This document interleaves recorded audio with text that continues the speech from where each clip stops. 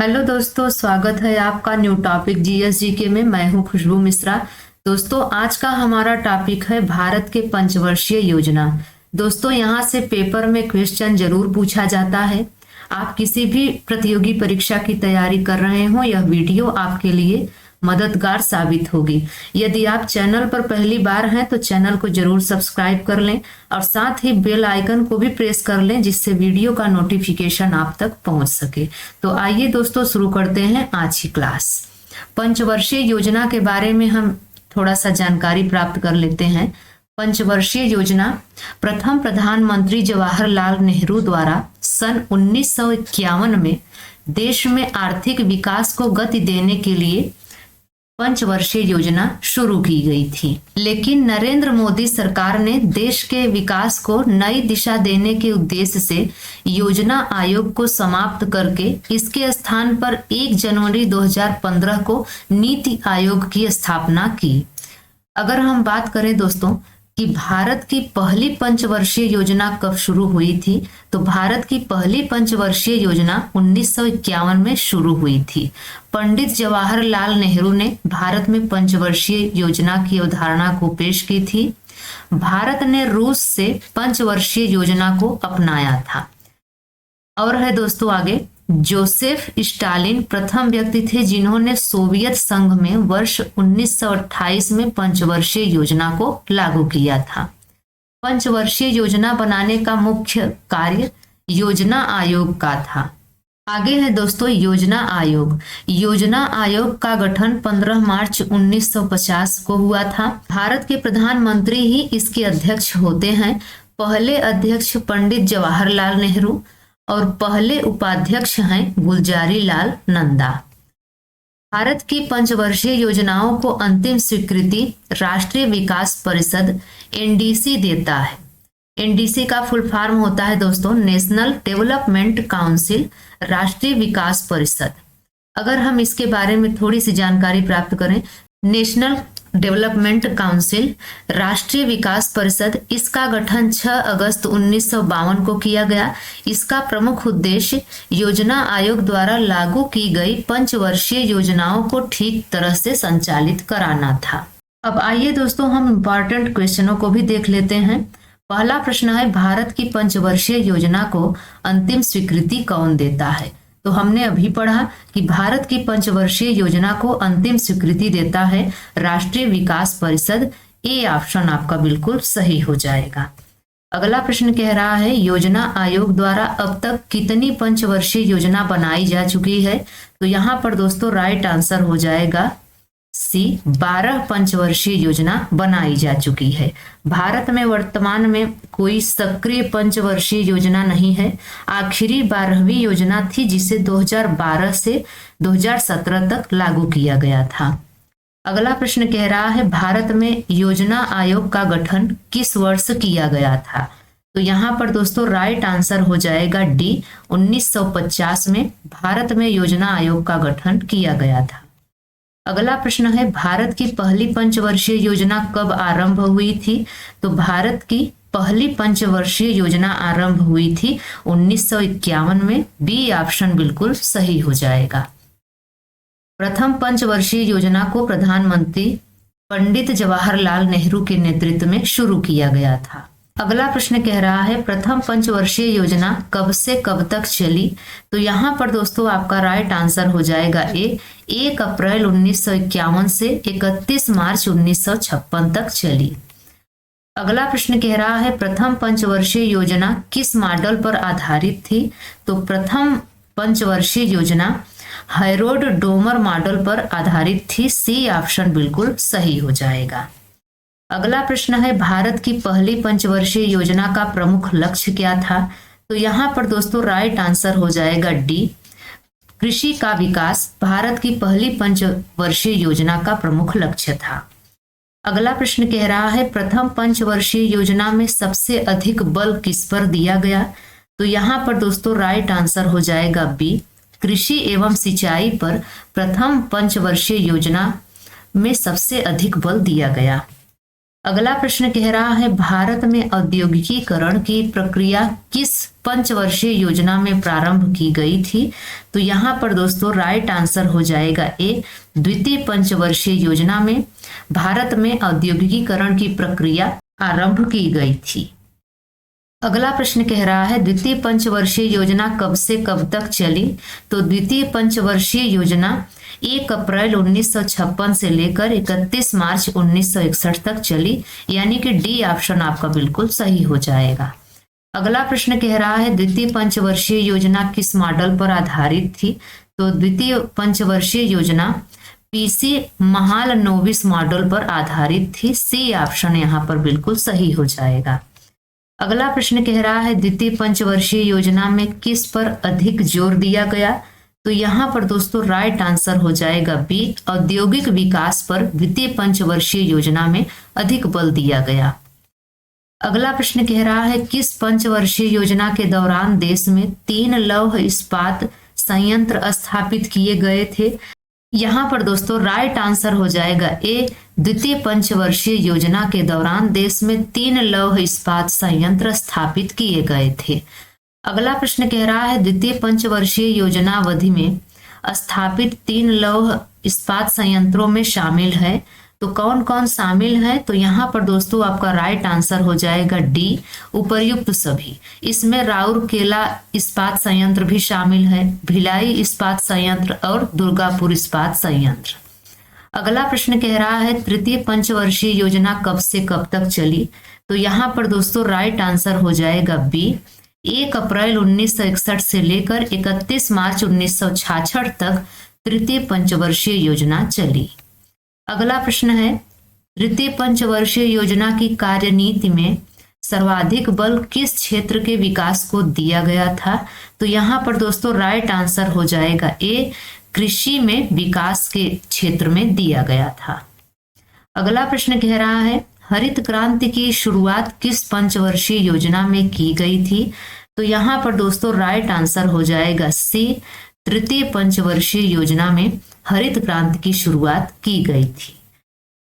अगला प्रश्न कह रहा है पंचवर्षीय योजना के इतिहास में भारत की सर्वाधिक असफल योजना किसे माना जाता है? तो यहाँ पर दोस्तों राइट आंसर हो जाएगा बी, तृतीय पंचवर्षीय योजना को इतिहास में भारत की सर्वाधिक असफल योजना माना जाता है। अगला प्रश्न कह रहा है भारत में योजना अवकाश कौन सी पंचवर्षीय योजना के बाद घोषित किया गया था? तो यहाँ पर दोस्तों राइट आंसर हो जाएगा डी, तीसरी पंचवर्षीय योजना के बाद। अगला प्रश्न कह रहा है देश में कौन से 3 वर्षों की अवधि को योजना अवकाश के रूप में मनाया जाता है? तो यहाँ पर दोस्तों राइट आंसर हो जाएगा ए, 1966 से 1969 तक। अगला प्रश्न कह रहा है चौथी पंचवर्षीय योजना कब से कब तक चली? तो चौथी पंचवर्षीय योजना की बात करें दोस्तों तो ये चली 1 अप्रैल 1969 से 31 मार्च 1974 तक, यानी कि सी ऑप्शन आपका बिल्कुल सही हो जाएगा। चौथी पंचवर्षीय योजना प्रधानमंत्री इंदिरा गांधी के नेतृत्व में शुरू किया गया था। अगला प्रश्न कह रहा है चौथी पंचवर्षीय योजना में किस पर अधिक बल दिया गया था? तो यहाँ पर दोस्तों राइट आंसर हो जाएगा बी, आर्थिक विकास और आत्मनिर्भरता पर अधिक बल दिया गया था। अगला प्रश्न है चौथी पंचवर्षीय योजना का प्रारूप किसने तैयार किया था? तो चौथी योजना का प्रारूप तैयार किया था D.R. गाडगिल ने, डी ऑप्शन बिल्कुल सही हो जाएगा। अगला प्रश्न कह रहा है पांचवी पंचवर्षीय योजना कब से कब तक चली? तो पांचवी पंचवर्षीय योजना दोस्तों चली 1 अप्रैल 1974 से 31 मार्च 1978 तक, ए ऑप्शन बिल्कुल सही हो जाएगा। 5 ईयर प्लान्स के शुरू होने के समय इंदिरा गांधी प्रधानमंत्री थी। अगला प्रश्न कह रहा है पांचवी पंचवर्षीय योजना का मुख्य उद्देश्य क्या था? तो यहाँ पर दोस्तों राइट आंसर हो जाएगा सी, कृषि उत्पादन और आत्मनिर्भरता पांचवी पंचवर्षीय योजना का मुख्य उद्देश्य था। अगला प्रश्न कह रहा है गरीबी हटाओ का नारा कौन सी पंचवर्षीय योजना में दिया गया? तो यहाँ पर दोस्तों राइट आंसर हो जाएगा बी, 5वीं पंचवर्षीय योजना में गरीबी हटाओ का नारा दिया गया। अगला प्रश्न है, किस पंचवर्षीय योजना के दौरान आपातकाल घोषित किया गया था? तो यहाँ पर दोस्तों राइट आंसर हो जाएगा ए, 5वीं पंचवर्षीय योजना के दौरान आपातकाल घोषित किया गया था। अगला प्रश्न है, कौन सी पंचवर्षीय योजना केवल 4 वर्ष तक की थी? तो यहाँ पर दोस्तों राइट आंसर हो जाएगा डी, 5वीं पंचवर्षीय योजना केवल 4 वर्ष तक की थी। अगला प्रश्न है, दूसरा योजना अवकाश कब घोषित किया गया था? तो दूसरा योजना अवकाश घोषित किया गया था 1979 से 1980 के बीच, यानी कि सी ऑप्शन बिल्कुल सही हो जाएगा। अगला प्रश्न है, 6वीं पंचवर्षीय योजना कब से कब तक चली? तो 6वीं पंचवर्षीय योजना चली 1 अप्रैल 1980 से 31 मार्च 1985 तक, यानी कि बी ऑप्शन बिल्कुल आपका सही हो जाता है। अगला प्रश्न कह रहा है, 6वीं पंचवर्षीय योजना का मुख्य उद्देश्य क्या था?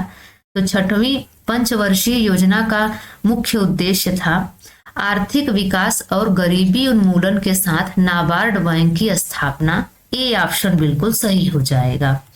अगला प्रश्न कह रहा है, 7वीं पंचवर्षीय योजना कब से कब तक चली? तो 7वीं पंचवर्षीय योजना चली दोस्तों 1 अप्रैल 1985 से 31 मार्च 1990 तक, यानी कि डी ऑप्शन बिल्कुल सही हो जाएगा। अगला प्रश्न कह रहा है, 7वीं पंचवर्षीय योजना में किस पर अधिक बल दिया गया? तो 7वीं पंचवर्षीय योजना में अधिक बल दिया गया रोजगार, शिक्षा और स्वास्थ्य पर। सी ऑप्शन बिल्कुल सही हो जाएगा। अगला प्रश्न है, जवाहर रोजगार योजना कब शुरू की गई थी? तो जवाहर रोजगार योजना शुरू की गई थी 6वीं पंचवर्षीय योजना में। बी ऑप्शन बिल्कुल सही हो जाएगा। दोस्तों 6वीं पंचवर्षीय योजना इनपुट आउटपुट मॉडल पर आधारित थी। इसका मुख्य लक्ष्य गरीबी निवारण, आर्थिक विकास, आधुनिकीकरण, आत्मनिर्भरता और सामाजिक न्याय था। अगला प्रश्न कह रहा है, तीसरा योजना अवकाश कब घोषित किया गया? तो तीसरा योजना अवकाश घोषित किया गया 1 अप्रैल 1990 से 31 मार्च 1992 के मध्य। ए ऑप्शन बिल्कुल सही हो जाएगा।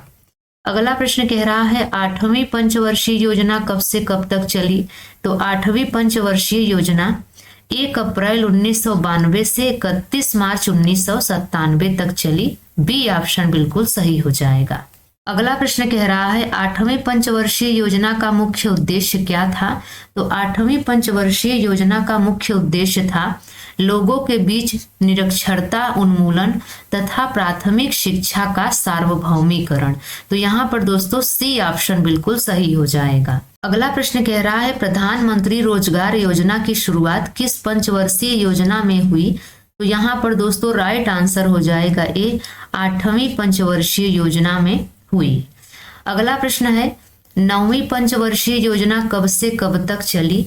तो 9वीं पंचवर्षीय योजना चली दोस्तों 1 अप्रैल 1997 से 31 मार्च 2002 तक। ए ऑप्शन बिल्कुल सही हो जाएगा। अगला प्रश्न कह रहा है, 10वीं पंचवर्षीय योजना कब से कब तक चली? तो 10वीं पंचवर्षीय योजना चली दोस्तों 1 अप्रैल 2002 से 31 मार्च 2007 तक। सी ऑप्शन बिल्कुल सही हो जाएगा। अगला प्रश्न कह रहा है, 10वीं पंचवर्षीय योजना में किस पर अधिक बल दिया गया? तो यहाँ पर दोस्तों राइट आंसर हो जाएगा डी, गरीबी और बेरोजगारी को समाप्त करने पर अधिक बल दिया गया। अगला प्रश्न कह रहा है, 11वीं पंचवर्षीय योजना कब से कब तक चली? तो 11वीं पंचवर्षीय योजना चली 1 अप्रैल 2007 से 3 मार्च 2012 तक चली। बी ऑप्शन बिल्कुल सही हो जाएगा। अगला प्रश्न कह रहा है, 12वीं पंचवर्षीय योजना कब से कब तक चली? तो यहाँ पर दोस्तों राइट आंसर हो जाएगा डी, 12वीं पंचवर्षीय योजना 1 अप्रैल 2012 से लेकर 31 मार्च 2017 तक चली। अगला प्रश्न कह रहा है, 2014 में भारतीय जनता पार्टी ने योजना आयोग को खत्म कर किस आयोग की स्थापना की? तो यहाँ पर दोस्तों राइट आंसर हो जाएगा बी, नीति आयोग की स्थापना की। अगला प्रश्न कह रहा है, नीति आयोग का अध्यक्ष कौन होता है? तो नीति आयोग का अध्यक्ष होता है प्रधानमंत्री। बी ऑप्शन बिल्कुल सही हो जाएगा। दोस्तों नीति आयोग का पुराना नाम भी आपको जान लेना जरूरी है। नीति आयोग का पुराना नाम है राष्ट्रीय भारत परिवर्तन संस्था। तो दोस्तों आज की यह वीडियो आपको कैसी लगी आप कमेंट्स में जरूर बताइए। अगर यह वीडियो आपको अच्छी लगी हो तो लाइक शेयर जरूर करें। तो मिलते हैं दोस्तों किसी और वीडियो के साथ, तब तक के लिए बाय एंड टेक केयर।